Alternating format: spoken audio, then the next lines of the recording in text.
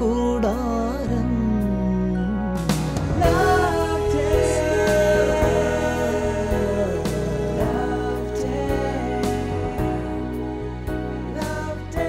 Shalom T V പ്രേക്ഷകർക്ക് love ഡേയിലേക്ക് സ്നേഹം പൂക്കുന്ന താഴ്വരയിലേക്ക് സ്വാഗതം. കുടുംബങ്ങളുടെ സന്തോഷം സഭയുടെയും സന്തോഷമാണ്. കുടുംബങ്ങൾ അനുഭവിക്കുന്ന സന്തോഷം യഥാർത്ഥത്തിൽ സഭയുടെ സന്തോഷമാണെന്ന് ഫ്രാൻസിസ് മാർപ്പാപ്പ തൻ്റെ പ്രിയപ്പെട്ട അപ്പസ്തോലിക ആഹ്വാനമായ സ്നേഹത്തിൻ്റെ സന്തോഷം എന്ന ഈ ചാക്രിക ലേഖനത്തിലൂടെ നമ്മളോട് പങ്കുവയ്ക്കുന്നു. കുടുംബജീവൻ നയിക്കുന്നവർക്ക് തങ്ങളുടെ അനുദിന ജീവിത കർമ്മങ്ങളിൽ വെല്ലുവിളികളിലും സഹായകമാവുക എന്ന ഉദ്ദേശത്തോടെ ഫ്രാൻസിസ് മാർപ്പാപ്പ തയ്യാറാക്കിയ ഈ അപ്പസ്തോലിക ആഹ്വാനത്തിൽ നിന്നുള്ള ചിന്തകളും ചർച്ചകളുമാണ് നമ്മൾ ഈ എപ്പിസോഡിൽ ഉൾപ്പെടുത്തിയിരിക്കുന്നത്. കുടുംബത്തിൻ്റെ സന്തോഷം പൂർണ്ണമാകാൻ ഭാര്യാഭർത്തൃബന്ധം കൂടുതൽ ദൈവം ആഗ്രഹിക്കുന്ന രീതിയിൽ വളരുവാൻ ഈ ചർച്ചകളും ഈ ചിന്തകളും നിങ്ങളെ സഹായിക്കട്ടെ എന്ന് ഓർമ്മിപ്പിച്ചുകൊണ്ട് ഈ ഇന്നത്തെ ചർച്ചയിലേക്ക് ഏവരെയും സ്നേഹപൂർവ്വം സ്വാഗതം ചെയ്യുന്നു. ആദ്യമായി ഈ ചർച്ചയിൽ കടന്നു വരുന്നത് നമുക്കേറെ സുപരിചിതനായ ബഹുമാനപ്പെട്ട വർഗീസ് കുത്തൂരച്ചൻ. നമുക്കേറെ സുപരിചിതനാണ് ഈ ചർച്ചയിൽ അദ്ദേഹം. അച്ഛനിപ്പോൾ സെൻറ് തോമസ് കോളേജിൻ്റെ എക്സിക്യൂട്ടീവ് മാനേജറായി സേവനം ചെയ്യുന്നു.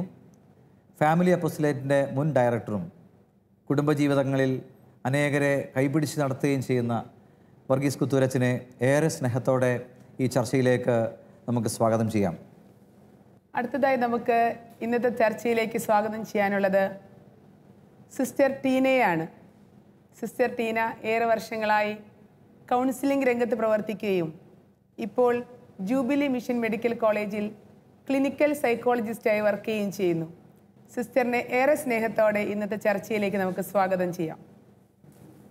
അടുത്തായി നാം സ്വാഗതം ചെയ്യുന്നത് നമ്മുടെ ഈ ചർച്ചയിൽ നമുക്കേറെ സുപരിചിതനായ ഡോക്ടർ കെ എം ഫ്രാൻസിസ് സാറിനെയാണ്. ഫ്രാൻസിസ് സാറ് ഈ സ്നേഹത്തിൻ്റെ സന്തോഷം എന്ന ഈ അപ്പസ്തോലിക ആഹ്വാനത്തിന് തൻ്റെതായ ഒരു വ്യാഖ്യാനം രചിച്ച വ്യക്തി കൂടെയാണ്.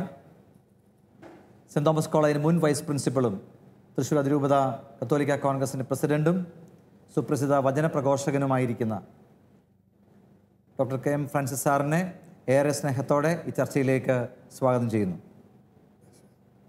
നാം ഇന്ന് ഈ ചർച്ചയിൽ പ്രധാനമായും ചിന്തിക്കുന്നത് വിവാഹത്തിലെ സ്നേഹവും സൗന്ദര്യവും. പാപ്പ തൻ്റെ ഈ പുസ്തകത്തിൽ 126-ാം ഖണ്ഡികയിൽ പറയുന്നുണ്ട്, വിവാഹത്തിൽ സ്നേഹത്തിൻ്റെ സന്തോഷം വളർത്തപ്പെടണം. ഈ സ്നേഹത്തിൻ്റെ സൗന്ദര്യം, വിവാഹത്തിലെ സൗന്ദര്യവും സ്നേഹവും, ഇതിനെക്കുറിച്ചാണ് നമ്മൾ ഇന്ന് ചർച്ച ചെയ്യുന്നത്.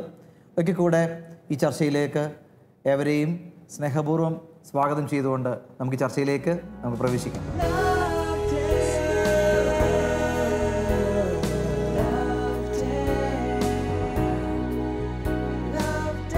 നമ്മുടെ കുടുംബങ്ങളിൽ യഥാർത്ഥത്തിൽ നമുക്ക് കുടുംബജീവിതത്തിൻ്റെ ആ സന്തോഷവും സൗന്ദര്യമൊക്കെ ആസ്വദിക്കാൻ ശരിക്കും പറ്റേണ്ടതാണ്. എനിക്ക് തോന്നുന്നു നമുക്ക് ആ ഒരു യഥാർത്ഥത്തിൽ അത് മനസ്സിലാക്കണമെങ്കിൽ എന്താണ് ഈ സുഖവും സന്തോഷവും തമ്മിലുള്ള വ്യത്യാസം, പ്രത്യേകിച്ച് ഒരു കുടുംബത്തിൽ എങ്ങനെയാണ് പലപ്പോഴും നമ്മൾ ഈ സുഖവും സന്തോഷമൊക്കെ അങ്ങോട്ട് കൂട്ടിക്കലർത്തി ഒരുമിച്ചാണ് കണക്കാക്കപ്പെടുന്നതെന്നും. ഇന്ദ്രിയങ്ങൾ തരുന്ന സുഖം എന്ന് പറഞ്ഞാൽ അത് എന്താണെന്ന് മനസ്സിലായാലാണ് നമുക്ക് സന്തോഷത്തിലേക്ക് എത്തിപ്പെടാൻ പറ്റുള്ളൂ. എന്താണ് ഈ സുഖം എന്നുള്ള വാക്കുകൊണ്ട് നമ്മൾ അല്ലെങ്കിൽ സുഖവും സന്തോഷവും തമ്മിലുള്ള വ്യത്യാസം ഒന്ന് വേർതിരിക്കാൻ പറ്റുമോ നമുക്കത്?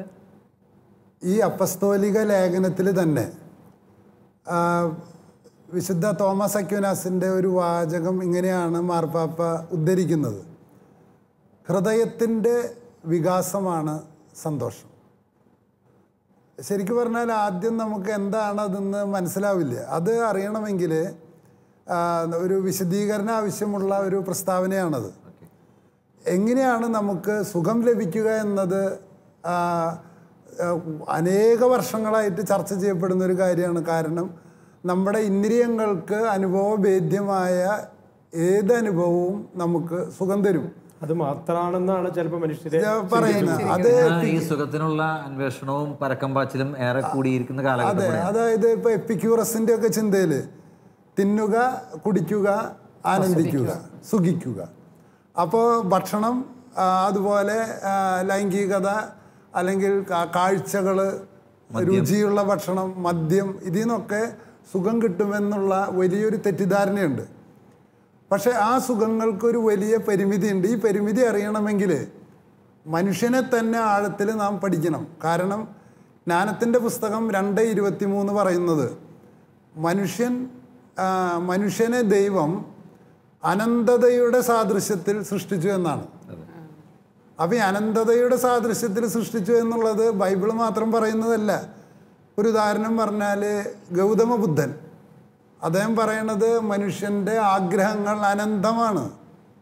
ഞങ്ങൾ എക്കണോമിക്സ് എന്ന് പറയുന്ന വിഷയത്തിൻ്റെ അടിത്തറ തന്നെ ഹ്യൂമൻ വാണ്ട്സ് ആർ അൺലിമിറ്റഡ്. പലപ്പോഴും നമ്മൾ കാണുന്ന ഈ മനുഷ്യൻ്റെ ആഗ്രഹങ്ങൾ പരിമിതപ്പെടുത്തിക്കൊണ്ട് ജീവിക്കുക, എന്നാൽ യഥാർത്ഥത്തിൽ അതല്ല, അനന്തമാണ്.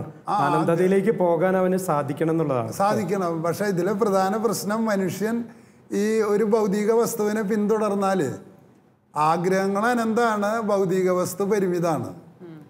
അത് ജീവിതത്തിൽ നിന്ന് എടുത്ത് കാണിച്ചു തരികയാണെങ്കിൽ, ഇപ്പോൾ എൻ്റെ കൊച്ചുകുട്ടിയായിരിക്കുമ്പോൾ ഏറ്റവും വലിയ ആഗ്രഹം എന്ന് പറയുന്നത് ഒരു സൈക്കിൾ മേടിക്കാനാണ്.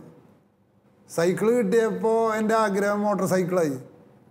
മോട്ടോർ സൈക്കിൾ കിട്ടിയപ്പോൾ എൻ്റെ ആഗ്രഹം ആദ്യം രാജദൂതായിരുന്നു, ബുള്ളറ്റ് വേണമെന്നായി. അത് കിട്ടിക്കഴിഞ്ഞപ്പോൾ ആഗ്രഹം കാറാണെങ്കിലും ചെറിയ കാറ് മതി എന്നായി. അതെല്ലാ പ്രായക്കാർക്കും അങ്ങനെ തന്നെയാണ്. ആ ചെറിയ കാറ് കഴിഞ്ഞപ്പോൾ എനിക്ക് വലിയ കാറ് വേണമെന്നായി. അപ്പം ഇപ്പോൾ ഒരു നല്ല വലിയ കാറുണ്ട്, പക്ഷെ ഇന്നോവ ക്രിസ്റ്റ കിട്ടണമെന്നാണ് ഇപ്പോഴത്തെ എൻ്റെ ആഗ്രഹം. അപ്പോൾ ഏത് ആഗ്രഹ പൂർത്തീകരണത്തിലും ഒരു എലിമെന്റ് ഓഫ് അസംതൃപ്തി ബാക്കി നിൽക്കും. എനിക്ക് തോന്നുന്നു പല കുടുംബ ജീവിതങ്ങളിലും എനിക്ക് തോന്നുന്ന പ്രശ്നങ്ങളിലേക്ക് നയിക്കുന്നത് ഈ ആഗ്രഹത്തെക്കുറിച്ചുള്ള ഈ ഒരു എന്താ പറയുക, നിയന്ത്രിക്കാനാവാത്ത ഈ ആഗ്രഹങ്ങളാണ് പല കുടുംബങ്ങളിലും ആദ്യ നാളുകളിലൊക്കെ പ്രശ്നങ്ങൾ സൃഷ്ടിക്കാൻ തോന്നുന്നു. ഒരുപാട് കേസുകൾ നമ്മൾ കാണുന്നത് ഇങ്ങനെയാണ്. ഒത്തിരിയേറെ ആഗ്രഹങ്ങൾ വിവാഹത്തിന് മുന്നേ ഉണ്ട്. വിവാഹത്തിന് ശേഷം ഈ ആഗ്രഹങ്ങളെല്ലാം പൂർത്തീകരിക്കപ്പെടും എന്നുള്ളൊരു വിശ്വാസത്തോടു കൂടിയാണ് വിവാഹ ജീവിതത്തിലേക്ക് കടന്നു വരുന്നത്. പക്ഷേ വിവാഹത്തിലേക്ക് കടന്നു വന്നതിന് ശേഷം ഈ ആഗ്രഹങ്ങൾ പൂർത്തീകരിക്കാതെ വരുമ്പോൾ അവിടെ പ്രോബ്ലംസ് ഫോം ചെയ്യുന്നത് നമ്മൾ ഒത്തിരി കാണുന്നുണ്ട്. അതിന്ന് ഡിവോഴ്സിലേക്ക് പോലും എത്തിച്ചേരുകയാണ്. ഈ ആഗ്രഹങ്ങളുടെ പൂർത്തീകരണം നടക്കാതെ വരുമ്പോൾ അത് നമ്മൾ ഒരുപാട് കേസുകളിൽ ക്ലിനിക്സിലിരിക്കുമ്പോൾ നമുക്ക് കാണാവുന്നതാണ്. അപ്പോൾ മനുഷ്യൻ്റെ ആഗ്രഹങ്ങൾ വേണ്ട എന്നാണ് ഉദ്ദേശിക്കുന്നത്? അത് ഉദ്ദേശിക്കുന്നുണ്ടോ? അങ്ങനെ അല്ല, ശരിക്കും പറഞ്ഞാൽ ആഗ്രഹങ്ങളാണ് പ്രചോദനം ശരിക്ക്.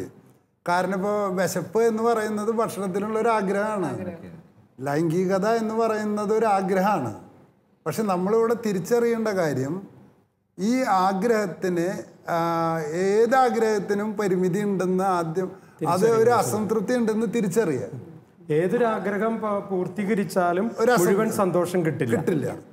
അത് കഴിഞ്ഞിട്ട് ഇപ്പോൾ അത് ഞാൻ എൻ്റെ മക്കളുടെ കാര്യത്തിലായാലും ഞാൻ ശ്രദ്ധിച്ചിട്ടുള്ളത്, ഇപ്പോൾ മാതാപിതാക്കൾക്ക് പറ്റുന്ന അബദ്ധം, ചില മക്കൾ ചില കാര്യങ്ങൾ ആവശ്യപ്പെടും.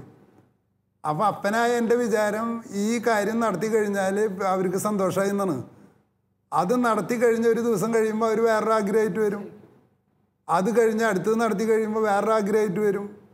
അപ്പോൾ ആദ്യം തന്നെ ഒരു ഭർത്താവും ഭാര്യയും മനസ്സിലാക്കേണ്ട ഒന്നാമത്തെ കാര്യം, ജീവിത പങ്കാളിക്കായാലും മക്കൾക്കായാലും മാതാപിതാക്കൾക്കായാലും നാട്ടുകാർക്കായാലും എന്തെല്ലാം ചെയ്തു കൊടുത്താലും 100% സംതൃപ്തി എന്ന് അവരിൽ നിന്ന് കേൾക്കില്ല. അവർ നമുക്ക് എന്ത് തന്നെ ചെയ്തു തന്നാലും നമുക്ക് 100% എന്തില്ലേ, സംതൃപ്തി ഇല്ല. അപ്പം എങ്ങനെ അത് ആ അസംതൃപ്തി എന്തുകൊണ്ട് മനുഷ്യന് നിലനിൽക്കുന്നു എന്നതിന് സഭ പഠിപ്പിക്കുന്ന ഒരു കാരണമുണ്ട്. അനന്തമായ ആഗ്രഹം ദൈവം എന്തിനാണ് നമുക്ക് തന്നിട്ടുള്ളത്? അത് നിത്യജീവൻ ആഗ്രഹിക്കാനാണ്. ധനികനായ യുവാവ് ചോദിക്കണില്ലേ, ഗുരു നിത്യജീവൻ പ്രാപിക്കാൻ ഞാൻ എന്ത് ചെയ്യണം? അപ്പം വിശുദ്ധ അഗസ്തീനോസ് പറയുന്ന പോലെ, നിനക്കായി സൃഷ്ടിച്ച ഞാൻ നിന്നിലെത്തുവോളം ഞാൻ അസ്വസ്ഥനാണ്. വിശുദ്ധ തോമസ് അക്വിനാസ് പറയുന്നുണ്ട്, ഗോഡ് എലോൺ സാറ്റിസ്ഫൈസ്. അപ്പൊ ദൈവത്തിൽ നിന്ന് കിട്ടേണ്ട നിത്യജീവന്റെ സന്തോഷം മനുഷ്യനിൽ നിന്ന് പ്രതീക്ഷിച്ചിട്ട് നമ്മൾ ഭൗതിക വസ്തു അത് തീർത്തു തരുന്ന പ്രതീക്ഷിച്ചിട്ടുണ്ട് ഈ ഇച്ഛാഭംഗം മുഴുവൻ. അപ്പൊ പക്ഷേ നേരത്തെ നമ്മൾ അത് പറഞ്ഞില്ലേ, ആ ഒരു ഈ സുഖം, ആ മനുഷ്യരെപ്പോഴും നമ്മളെപ്പോഴും ഈ കുടുംബജീവിതത്തില് നമ്മളും ബാക്കിയുള്ളവരൊക്കെ ഒരു സുഖത്തിലാണോ, ഇങ്ങനെ അതിലേക്ക് കുടുങ്ങി കിടക്കുകയാണോ? നമ്മളെ ലോകത്തിന്റെ സുഖം മാത്രം അന്വേഷിച്ച് ഇങ്ങനെ കുടുംബജീവിതത്തിലായാലും നമുക്ക് സുഖം കിട്ടുന്നില്ല. ആ ഒരു സുഖം സന്തോഷം തമ്മിലാണ്, എങ്ങനെയാണ് അതിനൊന്നേ നമുക്ക് മനസ്സിലാവും കുറച്ചും കൂടി അതൊരു അത് സുഖം എന്ന് പറയുന്നത് വിശുദ്ധ തോമസ് അക്വിനാസിലേക്ക് പോണ്ടി വരും നമ്മൾ. കാരണം ഹൃദയത്തിന്റെ വികാസമാണ് സന്തോഷം. ഞാനൊരു ചോദ്യം ചോദിക്കട്ടെ, എന്തിനാ ഭക്ഷണം കഴിക്കണേ? ആരോഗ്യം ഉണ്ടാവാൻ. എന്തിനാ നമുക്ക് ആരോഗ്യം? അധ്വാനിക്കാൻ. അപ്പോൾ ഓരോരുത്തർക്കും ആനന്ദം ഉണ്ടാവുക ഈ സുഖങ്ങളൊക്കെ അനുഭവിച്ചതിന് ശേഷം അതിൽ നിന്ന് കിട്ടുന്ന ഊർജം നമ്മുടെ കർമ്മമണ്ഡലത്തിൽ നല്ല പെർഫോമൻസ് ആയിരിക്കണം. അപ്പോൾ ഡോക്ടർ നല്ല ഡോക്ടറാകുമ്പോഴാണ് ആനന്ദം ഉണ്ടാവുക. അല്ലാതെ ഡോക്ടർ യൂറോപ്പ് മുഴുവൻ കണ്ടിട്ടുണ്ടോ അല്ലെങ്കിൽ ഭക്ഷണം നല്ലത് കഴിച്ചിട്ടുണ്ടോ എന്നതിൽ ആനന്ദമില്ലേ?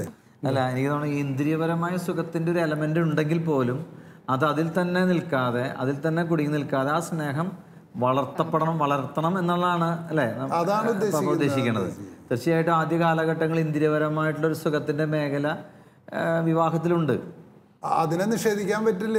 കാരണം വൈകാരികമായ ഒരു തലമുണ്ട്. അതിനെ നമ്മൾ എന്താ പറയുക, കഷായം കൊടുക്കുമ്പോൾ കുട്ടിക്ക് മധുരം കൊടുക്കണ പോലെയാണ് യഥാർത്ഥത്തിൽ അതിൻ്റെ ലൈംഗികതയുടെ ഒക്കെ പ്രസക്തി. കാരണം വലിയൊരു ഉത്തരവാദിത്തമാണ് കുടുംബജീവിതത്തിൽ ഒരാളെ ഏറ്റെടുക്കണേ. അപ്പോൾ എപ്പോഴും ദൈവം ഒരു കലാകാരനാണെന്ന് പറയുന്നതിൻ്റെ കാരണം രസത്തിൻ്റെ കൂടെയാണ് സത്തും അസത്തും മിക്സ് ചെയ്ത് ദൈവം നമുക്ക് ജീവിതത്തിൽ മുന്നോട്ട് നയിച്ചുകൊണ്ടിരിക്കുകയാണ്. അതിൽ ചില ആളുകൾ എന്തിലും മാത്രം കുടുങ്ങുന്നു, സുഖം മാത്രം. അവർ കുറച്ച് കഴിയുമ്പോൾ ഭാര്യയായിട്ട് വഴക്കടിക്കുന്നു. അപ്പോൾ ദാമ്പത്യ ജീവിതത്തിൽ പോലും ഈ ഭാര്യ ഭർത്തൃബന്ധത്തിൻ്റെ ആ സുഖങ്ങൾ കഴിഞ്ഞ് മക്കളുണ്ടാകുമ്പോൾ മക്കളോടുള്ള ഉത്തരവാദിത്വങ്ങൾ നിർവഹിക്കുന്നതിൽ ഇവര് സംതൃപ്തിയും സന്തോഷം കണ്ടെത്താനായിട്ട് ഇടയാകണം. അല്ലെങ്കിൽ എന്തുണ്ടാകും, അവര് പരസ്പരം സുഖം തന്നില്ല, അംഗീകരിച്ചില്ല, ഇങ്ങനെയുള്ള ചിന്തകളിൽ കുടുങ്ങിക്കിടക്കാനായിട്ട് ഇടയുണ്ട്. അപ്പോൾ ഉത്തരവാദിത്വം നിർവഹിക്കുന്നതിൽ കൂടി അവരെ ബോധപൂർവ്വം ആത്മസാക്ഷാത്കാരം കണ്ടെത്താൻ ശ്രമിക്കണം. അതുപോലെ ജീവിതത്തിൽ ഉണ്ടാകുന്ന ദുഃഖങ്ങൾ അല്ലേ, ഇപ്പൊ ഭാര്യയ്ക്ക് നല്ല സൗന്ദര്യം ഉണ്ടായിരുന്നു, പക്ഷെ സൗന്ദര്യം കുറഞ്ഞു പോയി, അല്ലെങ്കിൽ എന്തെങ്കിലും നമ്മൾ പ്രതീക്ഷിക്കാത്ത ഒരു ദുഃഖം വന്നിരുന്നു, അങ്ങനെയൊക്കെയുള്ള സമയത്തും നമുക്ക് ഈ സന്തോഷം അനുഭവിക്കാൻ പറ്റേണ്ടതല്ലേ? പക്ഷെ നമുക്ക് പലപ്പോഴും അത് അങ്ങനെ ഒരു ഈ ചിന്തയില്ലാത്തതുകൊണ്ട് തന്നെ നമുക്ക് പലപ്പോഴും സാധിക്കുന്നില്ലേ നമ്മളുടെ നോർമൽ ലൈഫിൽ? അല്ല, ഈ ഇവൻ പല ഡി അഡിക്ഷൻ സെൻറ്റർ, മദ്യപാനം കൂടുന്നു, ഇതിൻ്റെയൊക്കെ ഒരു വേര് പുരുഷന്മാരിൽ കിടക്കുന്നത് എവിടെയാണ്? പുരുഷന്മാരെ സംബന്ധിച്ച് സെക്ഷുവലി ഓറിയൻറ്റഡ് ആണ് വിവാഹ ജീവിതം. ആ വിവാഹ ജീവിതത്തിലേക്ക് കടന്ന് കുറച്ച് കഴിയുമ്പോൾ അതിൽ നിന്ന് ഉത്തരവാദിത്തത്തിലേക്ക് മാറേണ്ട ഘട്ടം വരുമ്പോൾ അവർക്ക് ഈ ആഗ്രഹപൂർത്തീകരണം എന്ന് പറഞ്ഞ് ബന്ധം സ്ഥാപിക്കാൻ ശ്രമിക്കുകയാണ്. അപ്പോൾ സ്വാഭാവികമായിട്ട് ഭാര്യ ഭർത്താവുമായിട്ട് എന്താകും? വഴക്കാവും. ഇപ്പോൾ ഒരു ഉദാഹരണം പറഞ്ഞാൽ അത് മൃഗജീവിതത്തിൽ നോക്കിയാൽ കാണാം. കുട്ടികളുള്ള കോഴി, പൂവൻ കോഴി വന്നാൽ കൊത്തി ഓടിക്കും. കുട്ടികളുള്ള കോഴി, തള്ളക്കോഴി, പൂവൻ കോഴി വന്നാൽ കൊത്തി ഓടിക്കും. അപ്പോൾ വിവാഹ ജീവിതത്തിൻ്റെ ആന്തരിക ഡൈനാമിക്സിൽ അത് ബാഹ്യമായിട്ട് നമുക്ക് കാണാൻ പറ്റില്ലേ? പുരുഷന്മാരുടെ ഈ സുഖത്തിനപ്പുറത്ത് ആത്മസാക്ഷാത്കാരമുണ്ട്, കുട്ടികളെ വളർത്തണം, എനിക്ക് സമൂഹത്തിലൊരു കടമയുണ്ട്, കുടുംബത്തെക്കുറിച്ചുള്ള ദൈവത്തിൻ്റെ പദ്ധതികൾ കുടുംബത്തെക്കുറിച്ചുള്ള ദൈവത്തിൻ്റെ പദ്ധതികൾ പൂർത്തിയാക്കുക എന്നതിന് പകരം ഈ സുഖത്തിൽ ഒതുങ്ങാൻ ശ്രമിക്കുമ്പോഴാണ് വീട്ടിലെ പല അസ്വസ്ഥതകളും. നമ്മൾ ഈ ദിവസങ്ങളിൽ ഒരു പത്രത്തിൽ വായിച്ചൊരു വാർത്ത നമ്മളെ ശരിക്കും ഭയങ്കരമായിട്ട് ശക്തിപ്പെടുത്തുന്നതാണല്ലോ. ഈ ഹൃദയത്തിൻ്റെ വികാസമാണ് സ്നേഹം. അപ്പോൾ വെറും ഒരു ചാമിങ് പീരീഡ് കഴിഞ്ഞിട്ട് അപ്പോഴാണ് വാർത്ത വായിച്ചത്, ഒരു ഭാര്യ 2 മക്കളൊക്കെയായി പെട്ടെന്ന് പാരലൈസറായി.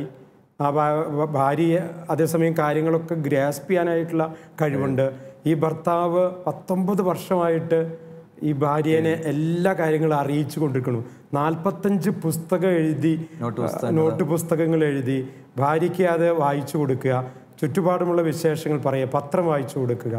അങ്ങനെ ആ ഭാര്യയോടുള്ളൊരു കമ്മിറ്റ്മെൻറ്റ് വലിയൊരു ഹൃദയത്തിൻ്റെ വികാസമാണ് കാണുന്നത്. എന്താണ് ആ ഭർത്താവിന് അതിൽ കിട്ടുന്നത്? ഇന്ദ്രിയപരമായ ഒരു സുഖവും കിട്ടുന്നില്ല, പക്ഷെ ആ ഭർത്താവ് ആ ഒരു മനസ്സിന്റെ വികാസം, ഭർത്താവ് എന്ന നിലയിലുള്ള ദൗത്യം പൂർത്തീകരിക്കുന്നു. ആ ഭാര്യയോട് കാണിക്കേണ്ട ഒരു കമ്മിറ്റ്മെന്റ്, അതിലൂടെ ആ ഒരു ആനന്ദം അനുഭവിക്കാൻ സാധിക്കുകയാണ്. അവിടെയാണ് യഥാർത്ഥ ആനന്ദം വരുന്നത്. പക്ഷെ നമുക്ക് പലപ്പോഴും ഇന്നത്തെ ജീവിതങ്ങളിലെ ആളുകൾക്ക് അത് അങ്ങനെ ഒരു തിരിച്ചറിവില്ലാന്ന് തോന്നുന്നു. കാരണം നമ്മളുടെ ഉത്തരവാദിത്തങ്ങൾ അല്ലെങ്കിൽ നമ്മളെ ഏൽപ്പിച്ചിട്ടുള്ള എത്രയൊക്കെ ബുദ്ധിമുട്ടുകൾ ജീവിതത്തിലുണ്ടെങ്കിലും കഷ്ടപ്പാടുകളുണ്ടെങ്കിലും അവിടെയൊക്കെ ആ ഒരു സ്നേഹിക്കാനുള്ള ഒരു ദൗത്യം അല്ലെങ്കിൽ ആ ഒരു കാര്യം അതിലൂടെ ആനന്ദത്തിലേക്ക് എത്താൻ സാധിക്കണം എന്നുള്ളൊരു ഓർമ്മിപ്പിക്കുക. വിവാഹം എന്നത് സന്തോഷ അനുഭവത്തിൻ്റെയും പടപൊരുതലുകളുടെയും സംഘർഷങ്ങളുടെയും വിശ്രമത്തിൻ്റെയും വേദനകളുടെയും ആശ്വാസത്തിൻ്റെയും സംതൃപ്തികളുടെയും അഭിലാഷങ്ങളുടെയും ശല്യങ്ങളുടെയും സുഖ അനുഭവങ്ങളുടെയും എല്ലാം ഒരു സമ്മിശ്രമാണെന്നാണ് പറയുന്നത്. എല്ലാം ഉണ്ട് അതിൽ, എല്ലാം ഉണ്ട്. ഭയങ്കര നൈസായിട്ട് പാപ്പ പറയണ. എന്നാലും അത് എപ്പോഴും വിവാഹിതരായ ദമ്പതികളെ പരസ്പരം ശുശ്രൂഷിക്കാൻ പ്രചോദിപ്പിക്കുന്ന സൗഹൃദത്തിൻ്റെ പാതയാണ്. എന്ന് പറഞ്ഞാൽ അവിടെ ദുഃഖമുണ്ട്, അവിടെ സന്തോഷമുണ്ട്, എല്ലാം ഉണ്ട്. പക്ഷെ ഇത് ഈ സമ്മിശ്ര അനുഭവം ശരിക്കും പറഞ്ഞാൽ വിവാഹത്തിൻ്റെ ഒരു അല്ലേ കാതലാണെന്നുള്ളൊരു കാര്യം. അത് ഡോക്ടറെ, നമുക്ക് എപ്പോഴാണ് നമ്മുടെ ചെറിയ കാര്യങ്ങൾ മാറ്റി വയ്ക്കാൻ പറ്റുക? വലിയ ഒരു കാര്യം ഉണ്ടാകുമ്പോൾ ചെറിയ കാര്യങ്ങൾ നമ്മൾ എന്ത് ചെയ്യും? മാറ്റിവെക്കും. അപ്പോൾ എൻ്റെ കുടുംബത്തെ, എൻ്റെ അമരക്കാരനാണ് ഞാൻ. അതുകൊണ്ട് ഈ കുടുംബ ജീവിതത്തെ അതിൻ്റെ ലക്ഷ്യത്തിലേക്ക് എത്തുക എന്നതാണ് എൻ്റെ ദൗത്യം എന്ന ബോധമുണ്ടെങ്കിൽ ചെറിയ സംഗതികളൊക്കെ എന്ത് ചെയ്യും? മറന്നു വയ്ക്കും. ഒരു കല്യാണ വിരുന്നിൻ്റെ സമയമാണ്, 2 മണി ആയി. കാരണം ചെറുക്കൻ വന്നു, പെണ്ണ് വന്നു, അവർ തമ്മിലുള്ള ആഘോഷങ്ങളൊക്കെ നടക്കണ്. 2 മണി 2:30 ആയിട്ടും എന്ത് കൊടുത്തു തുടങ്ങിയിട്ടില്ലേ? ഭക്ഷണം കൊടുത്തു തുടങ്ങിയിട്ടില്ല. അപ്പൊ അവിടെ നിൽക്കുന്ന വിരുന്നുകാർക്കൊക്കെ ഇങ്ങനെ അസ്വസ്ഥതയായി. അപ്പോൾ ഓരോരുത്തര് ആ ഭക്ഷണം വിളമ്പുന്ന ആ പ്ലേറ്റിന്റെ അടുത്തേക്ക് പതുക്കെ പതുക്കെ മൂവ് ചെയ്ത് തുടങ്ങി. അപ്പോൾ 2-3 പെണ്ണുങ്ങൾ പ്ലേറ്റിന്റെ അടുത്ത് നിൽക്കണ്. അപ്പോൾ അവസാനം അവിടെ നിന്ന് അനൗൺസ്മെന്റ് ഉണ്ടായി, ഇനി നമുക്ക് ഭക്ഷണം കഴിക്കാം എന്ന് പറയല്ല. ഈ ഒരു പെണ്ണ്, 10-35 വയസ്സായ പെണ്ണ് ചാടി പാത്രം എടുത്ത് ഭക്ഷണം വിളമ്പാൻ നോക്കുമ്പോൾ അമ്മേ എന്ന് വിളിച്ചിട്ട് ഒരു കരച്ചിൽ. നോക്കിയപ്പോൾ ഈ സഹോദരിയുടെ 5 വയസ്സായ കുട്ടി വീണ് പൊട്ടി. ഉടൻ തന്നെ ഈ പാത്രം അവിടെ വെച്ചിട്ട് ഈ പെണ്ണ് ഓടിപ്പോയി ആ കുട്ടീനെ എടുത്തു. ബാക്കി എല്ലാ സന്തോഷങ്ങളും മറന്നു. അപ്പോൾ ശരിക്കും പറഞ്ഞാൽ ഭക്ഷണം കഴിക്കാൻ പല അമ്മമാരും, ഇപ്പം ഇത് നമ്മളെ ശ്രവിച്ചു കൊണ്ടിരിക്കുന്ന അമ്മമാർക്ക്, പെണ്ണുങ്ങൾക്ക് ഈ കാര്യം പെട്ടെന്ന് തന്നെ പറഞ്ഞാൽ മനസ്സിലാവും. കാരണം പല പെണ്ണുങ്ങളും ഉച്ചനേരത്ത് ചോറുണ്ണാൻ വൈകും, കാലത്ത് ചോറുണ്ണാൻ ഭക്ഷണം കഴിക്കാൻ വൈകും. എന്താണെന്ന് വെച്ചാൽ കുട്ടിയോടുള്ള ദൗത്യത്തെ പ്രതി ഈ സുഖം അങ്ങോട്ടും മറക്കാണ്. അതെല്ലാം ശരിക്കും പറഞ്ഞാൽ സ്നേഹത്തിലുള്ള വളർച്ച എന്ന് പറയുമ്പോൾ ഏറ്റവും സിമ്പിളായിട്ട് പറഞ്ഞാൽ നമ്മുടെ ഒരു ഇന്ദ്രിയപരമായിട്ടുള്ള ഒരു സുഖവും താല്പര്യവും അതിനേക്കാൾ ഉദാത്തമായ ഒരു ലക്ഷ്യത്തിന് വേണ്ടി അല്ലെങ്കിൽ മറക്കലാണ് ഈ സ്നേഹത്തിലുള്ള വളർച്ച. അല്ലേ? വളരെ മനോഹരമായിട്ടുള്ള ഒരു ഇതായിട്ട്. ഈവൻ സന്യാസം എന്ന് പറഞ്ഞാൽ എന്താണ്? തീർച്ചയായിട്ടും ദൈവരാജ്യത്തെ പ്രതി നമ്മൾ മറക്കാണ്. ഒരു വിധത്തിൽ പറഞ്ഞാൽ നമുക്ക് ഓർമ്മയില്ല. നമുക്കിപ്പോൾ ഇതുമായി ബന്ധപ്പെട്ട ഒരു ക്ലിപ്പിംഗ് ശ്രദ്ധിക്കാം.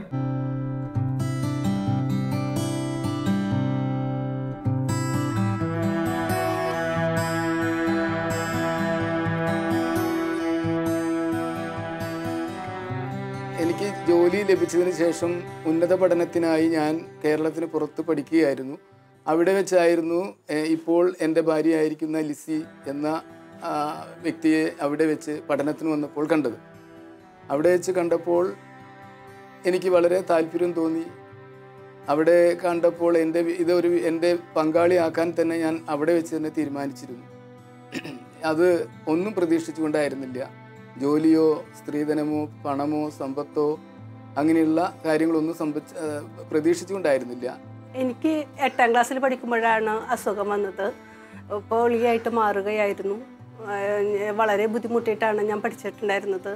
അങ്ങനെ ഞാൻ പ്രീ ഡിഗ്രി ഒക്കെ പഠിക്കുമ്പോഴും എൻ്റെ ചേട്ടൻ ജെയിംസ് ചേട്ടനാണ് എന്നെ വളരെയധികം ഹെൽപ്പ് ചെയ്തു. എൻ്റെ ചേച്ചി എന്നെ വളരെയധികം ഹെൽപ്പ് ചെയ്തിട്ടാണ് ഞാൻ പഠിച്ചിട്ടുണ്ടായിരുന്നത്. ഹോസ്റ്റലിൽ നിന്നിട്ടാണ് ഡിഗ്രി വരെ ഞാൻ പഠിച്ചിട്ടുണ്ടായിരുന്നത്.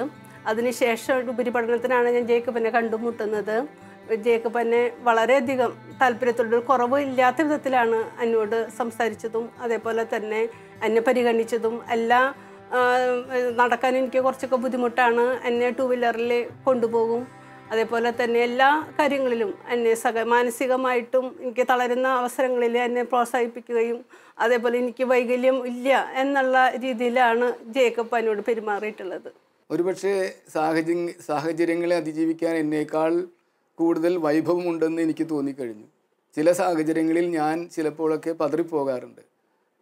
എന്നാൽ ലിസിയെ സംബന്ധിച്ചിടത്തോളം അങ്ങനെയുള്ള സാഹചര്യങ്ങളെ അതിജീവിക്കാൻ ഒരു പ്രത്യേക വൈഭവം ഉള്ളതായിട്ട് എനിക്ക് തോന്നി. അതാണ് അവരിൽ കണ്ട ഏറ്റവും നല്ലൊരു ഗുണമായി ഞാൻ കണ്ടത്. പപ്പയും മമ്മീനെയും കുറിച്ച് പറഞ്ഞു കഴിഞ്ഞാൽ പപ്പ എന്ന് നമുക്കൊരു മാതൃകയാണ്. അമ്മേനെ കുറിച്ച് പറഞ്ഞാൽ അമ്മ ഒരു ഇൻസ്പിറേഷനാണ്. കാരണം പലപ്പോഴും ഞങ്ങൾക്ക് ജീവിതത്തിൽ പല ബുദ്ധിമുട്ടുകളും അങ്ങനത്തെ കാര്യങ്ങളൊക്കെ ഉണ്ടാകുമ്പോൾ അമ്മ പറയണ ഒരു വാചകമുണ്ട്, അതായത് ഇത്രയും ബുദ്ധിമുട്ടോടുകൂടി എനിക്ക് ഇതൊക്കെ ചെയ്യാൻ പറ്റുമെങ്കിൽ പിന്നെ യാതൊരു ബുദ്ധിമുട്ടില്ലാത്ത നിങ്ങൾക്ക് രണ്ടുപേർക്ക് ഇത് ചെയ്യാൻ എന്താ ബുദ്ധിമുട്ടെന്ന് ചോദിക്കും. ആ ഒരു ഇൻസ്പിറേഷൻ തന്നെയാണ് എനിക്കായാലും അനിയത്തിക്കായാലും എന്നും ഉണ്ടായിട്ടുള്ളത്. ചേട്ടൻ പറഞ്ഞ പോലെ തന്നെ അമ്മ ഞങ്ങൾക്ക് നല്ലൊരു ഇൻസ്പിറേഷനും പപ്പ നല്ല മാതൃകയാണ്. അമ്മ പഠനകാര്യങ്ങളിലായാലും എനിക്ക് നല്ലൊരു പ്രോത്സാഹനം തന്നിട്ടുണ്ട്. ഇത്രയൊക്കെ ബുദ്ധിമുട്ടുണ്ടായാലും പഠനകാര്യങ്ങളിൽ ഒരു കുറവും വരുത്തിയിട്ടില്ല. ഈ നിലയിലൊക്കെ ഞങ്ങൾ എത്താൻ കാരണം അമ്മ തന്നെയാണ്. നല്ലൊരു ഫ്രണ്ട് പോലെ തന്നെയാണ് അമ്മ. എല്ലാ കാര്യങ്ങളും ഞങ്ങൾക്ക് പറയാൻ പറ്റുന്നുണ്ട് അമ്മയുടെ അടുത്ത്. പപ്പ അതുപോലെ തന്നെ നല്ലൊരു മാതൃകയാണ്. നമുക്ക് സാധാരണ നമ്മളുടെ ജീവിതത്തിലും പിന്നെ കുടുംബജീവിതത്തിൽ പ്രത്യേകിച്ചും നമ്മുടെയൊക്കെ ഒരു ആഗ്രഹം അല്ലെങ്കിൽ നമ്മളുടെ ഒരു വിചാരം ഇതാണ്, ഞാനാണ് കൂടുതൽ സ്നേഹിക്കപ്പെടേണ്ടത്, അല്ലെങ്കിൽ സ്നേഹിക്കപ്പെടാനുള്ള അർഹയായിട്ടുള്ളവൾ ഞാനാണെന്നാണ് ഒരു ചിന്ത.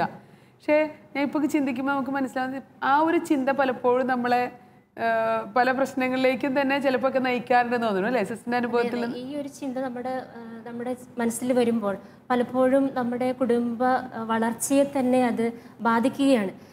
ഇപ്പം പലപ്പോഴും നമ്മൾ പറയാറുള്ളത്, എന്നെ മനസ്സിലാക്കുന്നില്ല, എന്നെ സ്നേഹിക്കുന്നില്ല, അല്ലെങ്കിൽ ഞാൻ വരുമ്പോൾ എന്നോടൊന്നും കാര്യങ്ങൾ പറയുന്നില്ല എന്നുള്ള കുറേ അനുഭവങ്ങൾ നമ്മൾ കാണാറുണ്ട്. അപ്പം ഞാനൊന്ന് വായിച്ചപ്പോൾ എനിക്കൊരു ബോധ്യം കിട്ടിയൊരു കാര്യം ഇതാണ്. അതായത് അസിസി പുണ്യാളൻ പറയുന്നുണ്ട്, നൽകുമ്പോഴാണ് ലഭിക്കുക. അപ്പം എന്നിലാണ് ഇത് ആദ്യം ഉണ്ടാകേണ്ടത്. നമ്മുടെ എല്ലാവരുടെയും ഉള്ളിൽ ഈ സ്നേഹത്തിൻ്റെ തലം, ഈ വാത്സല്യത്തിൻ്റെ തലം ഇത് നമ്മളിൽ തന്നെ ഉണ്ട്. അതില്ലാതെ അത് ഹസ്ബൻഡ് തന്നാലാണ് അത് നികത്തപ്പെടുക എന്നുള്ളൊരു ചിന്തയോടുകൂടെ മുന്നോട്ട് പോകുമ്പോൾ അവിടെ പ്രശ്നങ്ങൾ ഉദിക്കുന്നത്. അപ്പം ഇത് എന്നിലുണ്ട്, ഞാൻ നൽകുമ്പോൾ എനിക്കത് കൂടുതലായിട്ട് ലഭിക്കുന്നു എന്നുള്ളൊരു ബോധ്യം, ഒരു തിരിച്ചറിവ് വരികയാണെങ്കിൽ ഈ ബുദ്ധിമുട്ടുകൾ, ഈ പ്രശ്നങ്ങൾ അല്ലെങ്കിൽ ഈ ചിന്താഗതിയിൽ നിന്ന് വ്യത്യാസം വരുത്താൻ, ഞാൻ എന്നുള്ള ചിന്തയിൽ നിന്ന് എൻ്റെ ജീവിത പങ്കാളിയിലേക്കും എൻ്റെ മക്കളിലേക്കൊക്കെ തിരിയണം. ഞാനാണ് സ്നേഹിക്കപ്പെടാൻ യോഗ്യതയുള്ള ഒരാൾ എന്നുള്ളതിന് പകരം മറ്റുള്ളവർ സ്നേഹിക്കപ്പെടാൻ യോഗ്യരാണ്, അപ്പോൾ ഞാൻ അവരെ സ്നേഹിക്കണം എന്നുള്ളൊരു ചിന്തയിലേക്ക് നമ്മൾ വളരുമ്പോൾ തന്നെയാണ് ആ സ്നേഹം അനുഭവിക്കാനും അത് സന്തോഷമായിട്ട് പകരാനും സാധിക്കുകയുള്ളൂ. ദൈവത്തിൻ്റെ മുമ്പിൽ ഞാൻ എളിമപ്പെടുമ്പോഴാണ് എനിക്ക് മറ്റുള്ളവരെ അംഗീകരിക്കാൻ പറ്റുള്ളൂ. ഇവിടെ പറയാ, സൗഹൃദത്തിന്റെ സ്നേഹത്തെ മറ്റു വ്യക്തിയുടെ മഹത്തായ യോഗ്യത കാണുകയും വിലമതിക്കുകയും ചെയ്യുമ്പോൾ പരസ്നേഹം എന്ന് വിളിക്കുന്നു. അവനെ വിലമതിക്കുകയും മഹത്വപ്പെടുകയും ചെയ്യുമ്പോൾ ത്രിത്വൈക ദൈവ സ്നേഹത്തിൽ അത് തന്നെയാണല്ലോ ഈശോ പറയുന്നില്ലേ, ഞാൻ പിതാവിനെ മഹത്വപ്പെടുത്തുന്നു, പിതാവ് എന്നെ മഹത്വപ്പെടുത്തുന്നു. അപ്പൊ പരസ്പരം മഹത്വപ്പെടുത്തുന്നതിലാണ് അവരുടെ ഐക്യം വളർന്നുകൊണ്ടിരിക്കുന്നത്. അല്ലാതെ എല്ലാവരും എന്നെ മഹത്വപ്പെടുത്തട്ടെ എന്നുള്ള ചിന്തയല്ല. ഞാൻ അങ്ങോട്ടും അവരെന്നോട്ടും അങ്ങോട്ടുള്ളൊരു പരസ്പര മഹത്വപ്പെടുത്തുന്നതിന്റെ ഒരു സ്നേഹവും സന്തോഷവും അനുഭവിക്കാനായിട്ട് സാധിക്കും. ഇത് തന്നെയാണ് സ്നാപയോഹന്നാൻ പറയണത്, ഞാൻ കുറയുകയും അവൻ വലുതാവുകയും ചെയ്യണം. അപ്പോൾ ശരിക്കും പറഞ്ഞാൽ സ്നാപയോഹന്നാൻ്റെ ആ വചനം ഏത് പ്രസ്ഥാനത്തിലും കുടുംബത്തിലും വളരെ പ്രധാനപ്പെട്ടതാണ്. അവിടെ ദൈവം നമ്മളെ ഉയർത്തുക ചെയ്യുക. പലപ്പോഴും ഞാൻ ഈ എപ്പിസോഡുകൾ കേട്ട ഒരു വ്യക്തി പറഞ്ഞൊരു കമൻ്റ് ഓർക്കുകയാണ്, ഇത് പറയാനൊക്കെ എളുപ്പമാണ്, ഇത് ജീവിക്കാനാണ് ബുദ്ധിമുട്ട് എന്നിങ്ങനെ വളരെ പാസീവായൊരു കമൻ്റ് ഒരു വ്യക്തി പറഞ്ഞത് ഞാനിങ്ങനെ ഓർക്കുകയാണ്. അപ്പോൾ ഈ എപ്പിസോഡുകൾ കാണുമ്പോൾ നമ്മളിൽ നിന്ന് പ്രതീക്ഷിക്കുന്നത്, നമ്മളൊക്കെ പരിമിതികളുള്ളവരാണ്, നമുക്ക് നമ്മുടേതായിട്ടുള്ള ബലഹീനതകളുണ്ട്, എങ്കിൽ പോലും ദൈവം ആഗ്രഹിക്കുന്ന ഒരു ലക്ഷ്യത്തിലേക്ക് വളരാൻ ഈ ചർച്ചകൾ നമ്മെ സഹായിക്കണം. നിങ്ങളെ ഈ ചർച്ചകൾ തീർച്ചയായിട്ടും സഹായിക്കണം. ഡോക്ടർ പറഞ്ഞത് ഈ പ്രേക്ഷകൻ ചോദിച്ച ചോദ്യം മാത്രമല്ല, വിശുദ്ധ പത്രോസ് കർത്താവിനോട് ചോദിച്ച ചോദ്യം, ഇങ്ങനെയാണെങ്കിൽ ഗുരു ആരെ കൊണ്ടാണ് ഇത് പ്രായോഗികം? ഇങ്ങനെയാണെങ്കിൽ വിവാഹം ചെയ്യാതിരിക്കുകയല്ലേ നല്ലത് ചോദിച്ചു. അപ്പൊ കർത്താവ് കൃത്യം പറഞ്ഞു, മനുഷ്യന് അസാധ്യമായത് ദൈവത്തിന് സാധ്യമാണ്. അതായത് ദൈവത്തിനോട് കൂടെ മാത്രം തന്നെയാണ് പരിശുദ്ധമായ സ്നേഹം പങ്കുവെക്കാൻ കഴിയുള്ള.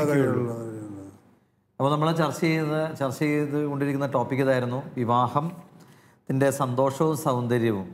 ഇന്ദ്രിയപരമായ ഒരു സുഖത്തിനുള്ള അന്വേഷണം എല്ലാവരുടെയും കുടുംബജീവിതത്തിലുണ്ട്.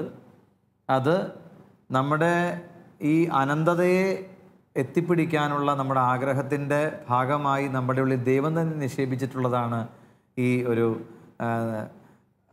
മറ്റുള്ളവർക്ക് വേണ്ടി എന്തിനും ഒന്ന് കഴിഞ്ഞാൽ മറ്റതിനുള്ള ആഗ്രഹം, ഒരു അൺസാറ്റിസ്ഫൈഡ് ഒരു ഹൃദയം നമ്മുടെ എല്ലാവരുടെ ഉള്ളിലുണ്ട്. അപ്പോൾ ഒരു ഭാര്യയ്ക്ക് പൂർണ്ണമായും ഭർത്താവിനെയോ ഒരു ഭർത്താവിന് പൂർണ്ണമായും ഭാര്യയെ തൃപ്തിപ്പെടുത്താനാവാത്തത് ഈ നമ്മുടെ ഉള്ളിലുള്ള നമ്മുടെ ആന്തരികമായ ഈ അനന്തതയ്ക്കുള്ള ആ ആഗ്രഹത്തിൻ്റെ ഒരു മുന്നോടിയാണെന്നാണ് നമ്മൾ ഈ ചർച്ചകളിൽ പ്രധാനമായും കേട്ടത്. നേരത്തെ നമ്മൾ കേട്ടതുപോലെ ഒരു വ്യക്തി മറ്റൊരു വ്യക്തിയെ സന്തോഷിപ്പിക്കുക എന്നത് ആ വ്യക്തിക്ക് എന്തെങ്കിലും സൗജന്യമായി നൽകുന്നതിനെ ആശ്രയിച്ചിരിക്കുന്നു. അപ്പോൾ നമ്മളെക്കാൾ മറ്റ് വ്യക്തിയെ, പ്രത്യേകിച്ച് കുടുംബജീവിതത്തിലാണെങ്കിൽ ഭർത്താവ് ഭാര്യയെ, ഭാര്യ ഭർത്താവിനെ നമ്മളെക്കാൾ യോഗ്യതയുള്ള വ്യക്തിയായി കാണുമ്പോൾ ജീവിതത്തിൻ്റെ ദുഃഖത്തിന് നടുവിലും നമുക്ക് ഈ സന്തോഷം അനുഭവിക്കാനായിട്ട് സാധിക്കും. പ്രായമാകുമ്പോഴും ചുളിവുകളേറുമ്പോഴും ഈ സൗന്ദര്യം, വിവാഹത്തിലെ സൗന്ദര്യം മങ്ങാതെ നമ്മുടെ കുടുംബജീവിതത്തിൽ എന്നും ഉണ്ടാകും. നമുക്ക് ഈ ചർച്ചകൾ ഇവിടെ പൂർണ്ണമാകുന്നില്ല. ഈ പാരഗ്രാഫിൽ പാപ്പ പറഞ്ഞ കാര്യങ്ങൾ മുഴുവൻ നമുക്ക് ഇവിടെ ചർച്ച ചെയ്യാൻ സാധിച്ചിട്ടില്ല. എങ്കിലും ഈ ചിന്തകളോടുകൂടെ നമ്മൾ ഇന്നത്തെ ഈ ചർച്ച അവസാനിപ്പിക്കുകയാണ്. വിവാഹത്തിലെ സൗന്ദര്യം ഹൃദയത്തിൻ്റെ വികാസത്തെയാണ് സൂചിപ്പിക്കുന്നത്. നമ്മുടെ ഈ സ്നേഹം ദൈവം ആഗ്രഹിക്കുന്ന തലത്തിലേക്ക് വളരാൻ നമുക്ക് ആഗ്രഹിക്കാം. അതിനായിട്ട് നമുക്ക് പ്രാർത്ഥിക്കാം. നമ്മുടെ കുടുംബങ്ങളിൽ ഈ സ്നേഹത്തിൻ്റെ സന്തോഷം പൂർണ്ണമാകാൻ ദൈവം നമ്മെ അനുഗ്രഹിക്കട്ടെ എന്ന് പ്രത്യേകം പരസ്പരം നമുക്ക് കൈകോർത്ത് പിടിച്ച് പ്രാർത്ഥിക്കാം.